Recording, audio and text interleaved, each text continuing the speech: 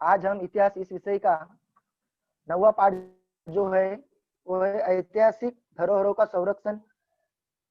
इसके बारे में आज जो हम यहाँ पे मुद्दा विश्लेषित करने वाले हैं वो है कोश और इतिहास। उसके पहले मैं कुछ इस पाठ के जो मुद्दे हैं उनके ऊपर एक परिचय उस मुद्दों से आपका करवा के दूंगा, एक पीपीटी दिखा के। तो आपको ध्यान से देखना है कि इस पाठ में आप लोगों ने क्या पढ़ा है। जैसे कि ये मैं पीपीटी दिखाना चाहूंगा आप लोगों को। यहाँ पे जैसे कि ऐतिहासिक धरोहरों का संरक्षण में इसके पहले हम लोगों ने इतिहास के साधन और उनका संरक्षण, उसमें मौखिक साधन, लिखित साधन, भौतिक साधन, इसके बारे में आप लोगों ने जानकारी प्राप्त की है। उसके बाद कुछ विख्यात संग्रहालय, आप लोग जो भी पीपीटी देख रहे हो, जो विख्यात संग्रहालय जो यहाँ पे बताए गए हैं, जैसे कि लूव्र संग्रहालय फ्रांस, ब्रिटिश संग्रहालय England, national museum of natural history USA मतलब अमेरिका। तो यह इस पार्ट के जो इसके पहले के जो टॉपिक थे वह आप लोग पढ़ चुके हो। खाली हम लोग उसको एक बार वापस से आपको समझने के लिए यहाँ पे मैं आपको ये पीपीटी दिखा रहा हूँ। जैसे कि आप लोग जो देख रहे हो ब्रिटिश संग्रहालय, उसके बाद national museum of natural history USA. उसके बाद हमारे भारत देश में कुछ संग्रहालय है, जैसे कि छत्रपति शिवाजी महाराज संग्रहालय मुंबई, जो आप पीपीटी में चित्र में देख रहे हो। उसके बाद है ग्रंथ, जहाँ पे ज्ञान और जानकारी के भंडार गृह ग्रंथालय होते हैं, जहाँ पे हम उसको लाइब्रेरी बोलते हैं। वह भी जो हमारे भारत देश में जो लोकेश सर आप थोड़ा सा रेंज में रहिए, आवाज कट कट के आ रही है आपकी। हाँ रेंज में हूँ सर, मैं फुल रेंज में हूँ। ग्रंथालय और अभिलेखागार में जो यहाँ पे हमारे देश की जो सबसे बड़ी बड़ी जो लाइब्रेरी है उसके चित्र आप अभी आपके सामने देख रहे हो, जो हमारे इस पार्ट में दिए गए हैं। National library Kolkata, Nehru memorial museum and library Delhi. उसके बाद library of Asiatic society Mumbai, ये हमारी मुंबई में है। यह सब ग्रंथालय और अभिलेखागार है। तो यहाँ पे जो भी ज्ञान भंडार की जो किताबें हैं वो सब हमें पूरे विश्व भर की यहाँ पे हम लोग रखी गई है और वहां से हम जो है वो ज्ञान प्राप्त करते हैं। और उसके बाद है कोश एवं कोश के प्रकार। कोश की परिभाषा आप लोगों को इसके पहले के लेक्चर में बताई गई है कि कोश किसे कहते हैं। यहाँ पे शब्दों, विविध जानकारियों अथवा ज्ञान का वैज्ञानिक ढंग से किए गए संग्रह को कोश कहते हैं। मतलब कोश में विविध जानकारी हमें प्राप्त होती है और ज्ञान प्राप्त होता है, और उस ज्ञान को जिस किताब में लिखा जाता है, उसका संग्रह किया जाता है, उसको हम कोश कहते हैं। तो कोश के प्रकार है शब्दकोश, विश्वकोश, सदृश्य वांग्मय, कोश सदृश्य वांग्मय और सूची वांग्मय। ये कोश के प्रकार यहाँ पे हम लोगों ने देखे थे। और आज का हमारा टॉपिक है कोश और इतिहास। मतलब कोश और इतिहास का क्या संबंध है और इतिहास विषय से कौन कौन से संबंधित कोश है, इसकी जानकारी हम जो है वो आज के पाठ में यहाँ पे हम लोग लेने वाले हैं। जैसे कि इतिहास विषय और कोश में वस्तुनिष्ठता को महत्व है। इतिहास और कोश में जो भी जानकारी होती है वह जानकारी जो रियल में जो जानकारी रहती है, जो घटना घटित होती है, उसकी पूरी सत्यता जांच के ही वही घटना इतिहास इस विषय में लिखी जाती है और वही जानकारी जो है वह जानकारी कोश में दी जाती है। यह इन दोनों के बीच की समान डोर है। प्रत्येक राष्ट्र और प्रत्येक भाषा के विश्वकोश अलग अलग होते हैं। हर एक राष्ट्र, अभी हमारे पूरे विश्व में सभी जो देश है, इन सभी देश के जो कोश है वह अलग अलग होते हैं, अलग अलग भाषा में होते हैं। हमारे देश की जो भाषा है उस भाषा में हमारे देश के साहित्य कोश हमें मिलते हैं। उसके पश्चात कोष पर स्वराष्ट्र के उद्देश्य, नीतियों, जीवन मूल्य, आदर्शों का प्रभाव पड़ता है। जो भी कोष है उस कोष की हमारे देश की जानकारी जो होती है, तो हमारे देश के जो उद्देश्य, स्वराष्ट्र के हमारे उद्देश्य क्या है, हमारे देश की नीतियां क्या है, हमारे जीवन मूल्य, हमारे संस्कार, हमारे आदर्श, ये सभी का जो प्रभाव है ये उस कोष पर पड़ता है। और कोष जो निर्माण किए जाते हैं उस कोष उसी तरह से निर्माण किए जाते हैं। कोषों द्वारा राष्ट्रीय अस्मिता को जागरूक करने का प्रयास भी किया जाता है। जो भी राष्ट्रीय अस्मिता होती है यह कोषों द्वारा जागरूक की जाती है। जैसे कि महादेव शास्त्री जोशी द्वारा संपादित भारतीय संस्कृति कोष जीवन के विविध क्षेत्रों का ज्ञान सभी के विकास के लिए उपलब्ध कराना कोष निर्माण की एक प्रेरणा होती है। जीवन के जो विविध क्षेत्र है उन सभी को ज्ञान का विकास हो, यह कोष निर्माण की एक प्रेरणा होती है। और कोष द्वारा समाज का जो गौरव चिन्ह है वो कोष को समाज का चिन्ह, गौरव चिन्ह माना गया है, क्योंकि कोष में जो ज्ञान होता है उसका फायदा जो होता है वह समाज को होता है। और समाज की जो प्रज्ञा और प्रतिभा होती है वो प्रातिनिधिक अभिव्यक्ति को देखने को मिलती है। प्रत्यक्ष रूप से हम कोष में जो ज्ञान रहता है उसका अपने जीवन में उपयोग करते हैं। अब ये कोष की अगर बात करेंगे तो यह कोष जो है, जैसे कि छत्रपति शिवाजी महाराज के कार्यकाल में बनाया गया राज्य व्यवहार कोष, मतलब छत्रपति शिवाजी महाराज के जमाने में, उनके कार्यकाल में किस प्रकार का उनका राज्य का व्यवहार चलाया जाता था, इसकी जो जानकारी है वह राज्य व्यवहार कोष मतलब एक किताब, एक ग्रंथ में यहाँ पे लिखी हुई है। अब कुछ इतिहास विषय से संबंधित जो कोष है वह दिए गए हैं। जैसे कि इतिहास विषय के कोष परंपरा समृद्ध है, जैसे कि रघुनाथ भास्कर गोडबोले द्वारा रचित भारतवर्षीय प्राचीन ऐतिहासिक कोष। मैं आपको दिखाना चाहूंगा यहाँ पे भारतवर्षीय प्राचीन ऐतिहासिक कोष कैसा है। यहाँ पे इस कोष का परिचय हम लोग करेंगे कि इस कोष में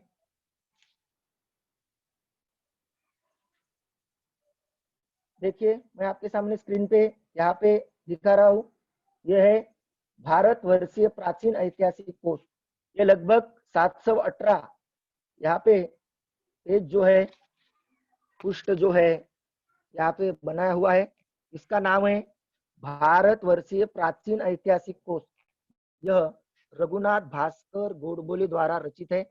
और इस कोष में हमारे भारतवर्ष के जो भी विख्यात लोग हैं, ये पूरे विख्यात लोगों की जानकारी जो है, यह जानकारी यहाँ पे दी गई है। जैसे कि जो प्राचीन काल से लेके आधुनिक काल तक जो राजा महाराजा है, उनकी पत्नियां, उनके पुत्र, उनके धर्म, उनके देश, राजधानियां तथा उन देशों की नदियां, पर्वत, ये सभी जो है यह इस कोष में, ये जो भारतवर्षीय प्राचीन ऐतिहासिक कोष है इसमें दिया गया है।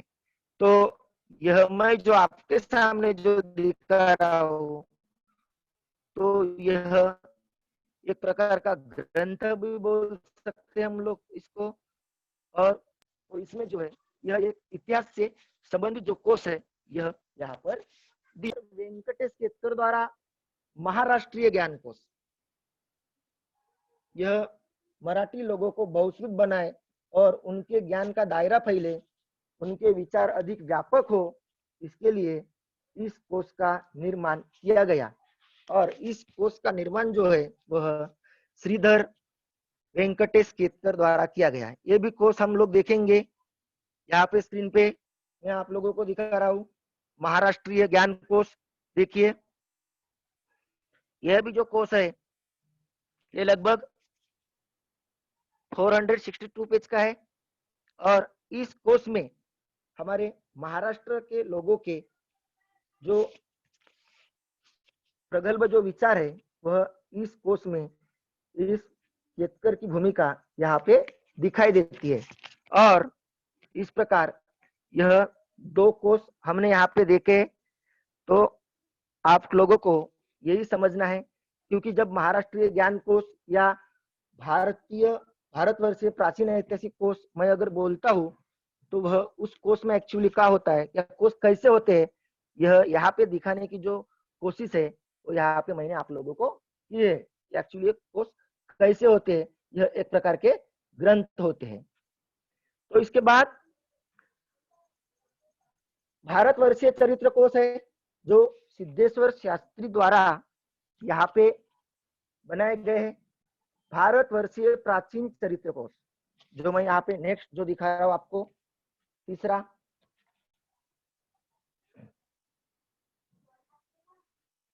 देखो यहाँ पे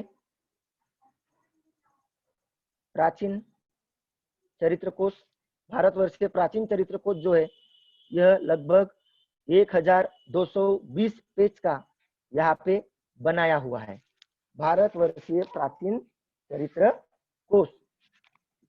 और यह कोश जो है यह सिद्धेश्वर शास्त्री द्वारा जो है बनवाया गया है। और इन कोशों का अनुमान करने के लिए प्राचीन चरित्र कोश में अंकित विवरणों को देखा जा सकता है। इस कोश में श्रुति, स्मृति, सूत्र, वेदांग, उपनिषद, पुराण तथा जैन एवं बौद्ध साहित्य में निर्देशित व्यक्तियों की जानकारी दी है। मतलब जो भी यह जैन धर्म है, बौद्ध साहित्य है, श्रुति है, जो वेदांग है, उपनिषद है, जो पुराण कहानियां हैं, वह सभी जो जानकारी है इस भारतवर्षीय प्राचीन चरित्र कोश में दी गई है। तो यहाँ पे जो हमने देखा है तो यह थे चरित्र कोश जो हमने प्रत्यक्ष रूप से आपने यहाँ पे स्क्रीन पे जो है वो देखे हैं। इसके बाद है इतिहास विषय से जो संबंधित कोशों की जो जानकारी दी गई है, तो वह जानकारी जो है जैसे कि इतिहास विषय से संबंधित कोश दिए हैं यहाँ पे, स्थल कोश, विश्व कोश, भारतीय संस्कृति कोश और संज्ञा कोश। 4 कोश जो है वह इतिहास से संबंधित कोश की जानकारी हमें यहाँ पे आज लेना है और वही हमारा आज का यह टॉपिक है। तो इतिहास से संबंधित जो कोश बताए गए हैं वह है स्थल कोश। स्थल मतलब कुछ स्थान, किसी स्थान की ऐतिहासिक जानकारी देने के लिए स्थल कोश बनाए गए हैं। और इस स्थल कोश में श्री चक्रधर स्वामी द्वारा जिन गांवों में वो गए हैं उन गांवों का विवरण यहाँ पे अंकित किया गया है, मतलब लिखा गया है।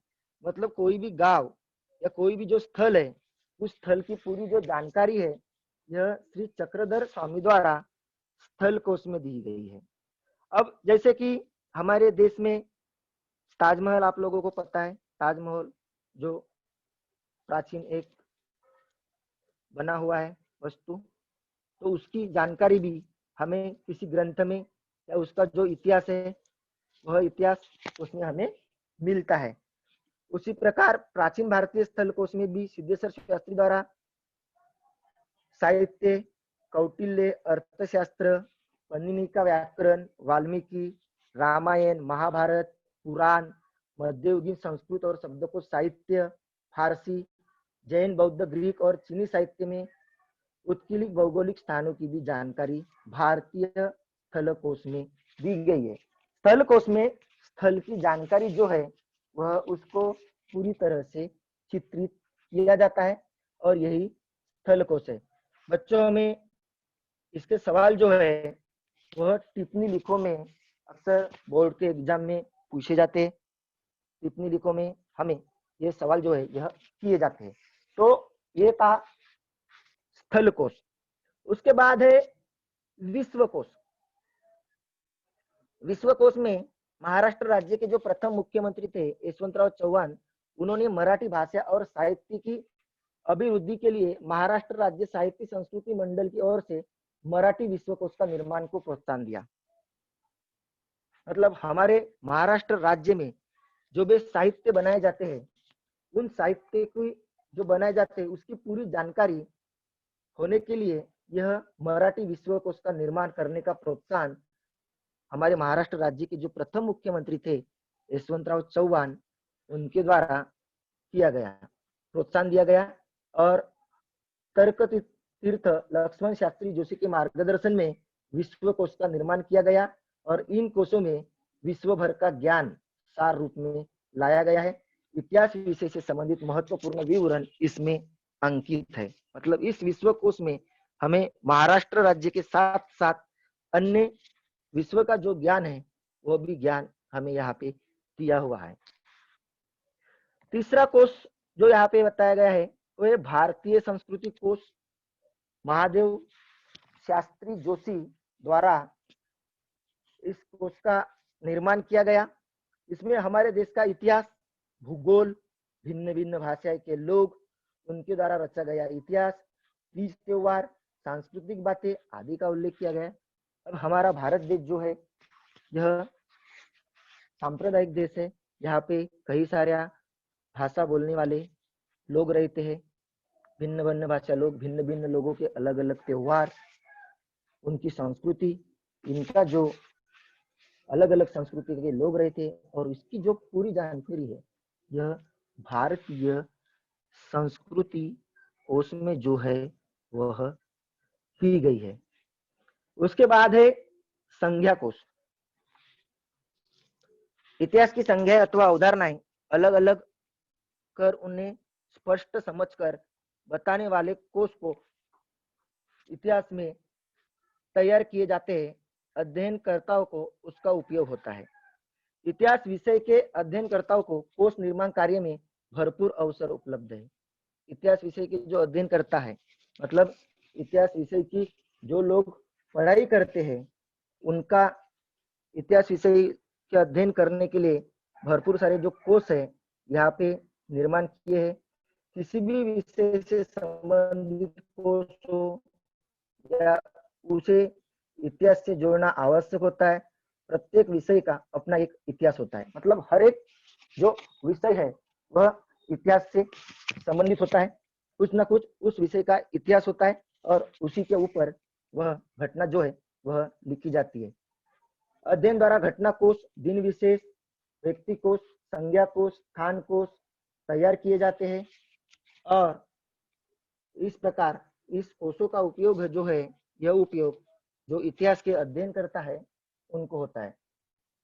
तो इस पाठ्य पुस्तक का अध्ययन करने के बाद मतलब हमारा यह इतिहास का लास्ट पार्ट है और इस लास्ट पार्ट में यही दिया गया है कि ये जो इतिहास विषय के जो अध्ययन में प्रवीणता प्राप्त करे तो हमें कई क्षेत्र के व्यवसाय के अवसर उपलब्ध हो सकते हैं। और इस पाठ्य पुस्तक में जो जानकारी दी गई है उसका उपयोग करके आप लोग अपनी रुचि और अपने पसंद के अनुसार भविष्य के कार्य क्षेत्र का चुनाव कर सकेंगे। मतलब इतिहास इस पाठ्य पुस्तक में हमारे 10वीं के इसका प्रत्यक्ष रूप से हम अपने जीवन में भविष्य में उपयोग करके कोई भी कार्य क्षेत्र चुन सकते, क्योंकि इतिहास इस पाठ में हम लोगों ने इस जो हमारी जो 10वीं की जो किताब है इस किताब में जो पढ़ाई की है, क्योंकि यहाँ पे हमने प्रसार माध्यम भी देखे हैं, मनोरंजन का खेल का इतिहास देखा है, पर्यटन के बारे में भी जानकारी प्राप्त की है और उसके बाद जो लास्ट पार्ट था हमारा ऐतिहासिक धरोहर, मतलब हमारे देश की जो अमानत है उसका संरक्षण हम लोग कैसे करेंगे इसकी भी जो जानकारी है, यह जानकारी जो है यह हमने यह जो हमारा जो 9वां पार्ट है ऐतिहासिक धरोहरों का संरक्षण इसमें की गई है। तो यहाँ पे मैंने इस पार्ट का जो आज का हमारा जो टॉपिक था कि कोश और इतिहास से कैसे इतिहास संबंधित जो कौन से कोश है इनकी जानकारी जो है वह प्राप्त की है और उस कोश कैसे होते हैं वह भी दिखाने की कोशिश यहाँ पे मैंने आप लोगों को की है।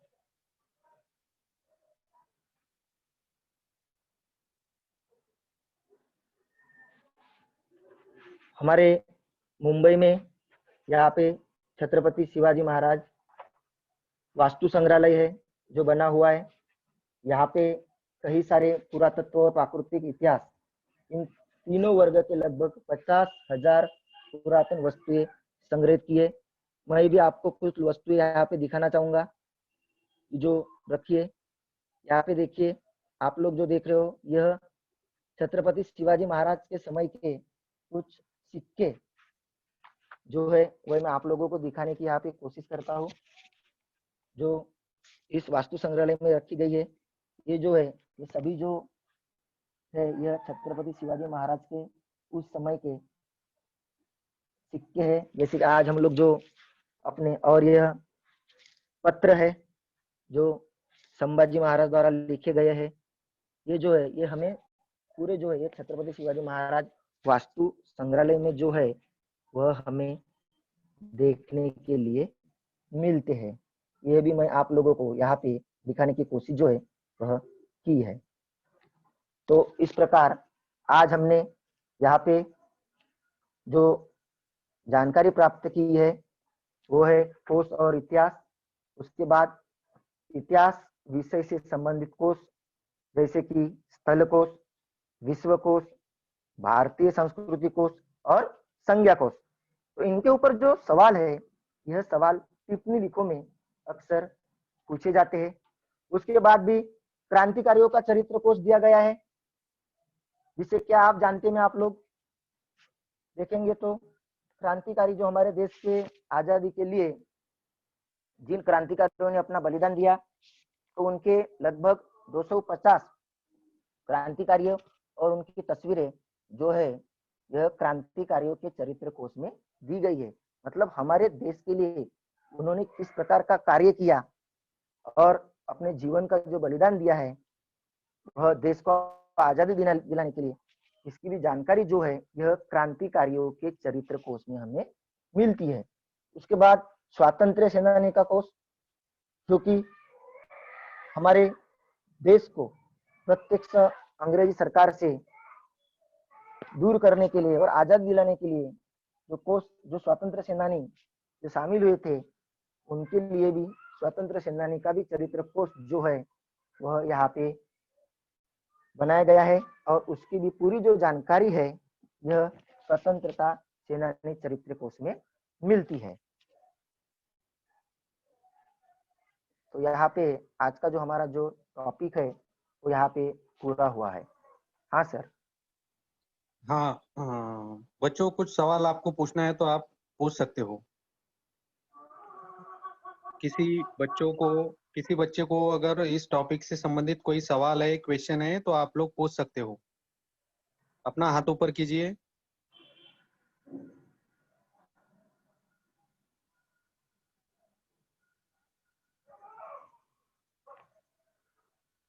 हाँ बच्चों, पूछिए।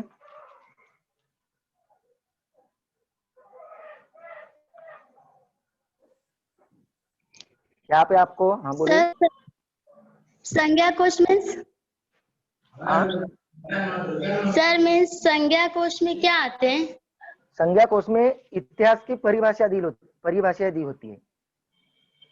इतिहास की संज्ञा अथवा उदाहरणाएं जो होती है वह उन्हें स्पष्ट किया जाता है। उसका जो जानकारी है जो संज्ञा कोश में दी गई है, ताकि जो इतिहास का अध्ययन करने वाले जो लोग हैं वह उनको अच्छे से समझ पाए। हाँ, और किसी को सवाल पूछना है? और किसी बच्चों को इतिहास से संबंधित कोई सवाल पूछना है तो आप लोग अपना हाथ ऊपर कर सकते हो।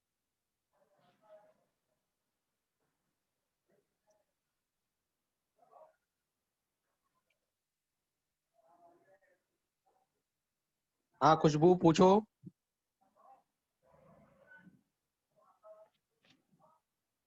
खुशबू पूछो।